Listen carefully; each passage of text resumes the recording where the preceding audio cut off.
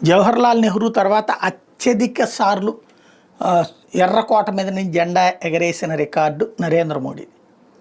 వరుసగా ఎగరేసిన రికార్డు నరేంద్ర మోడీది.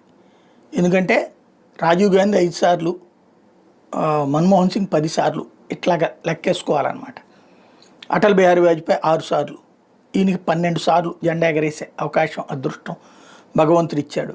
తాజాగా పాకిస్తాన్ని నిలదీస్తూ నిర్మోహమాటంగా ఏదైతే పాకిస్తాన్ స్వతంత్ర దినోత్సవ వేడుకలు నిన్ననే జరిగింది, వాళ్ళు భారతదేశాన్ని మేము నియంత్రించాం, లేకపోతే 4 రోజుల్లోనే బుద్ధి చెప్పాం లాంటి ఏదో పనికిమాలిన ఉపన్యాసాలతో గడిపేశారు.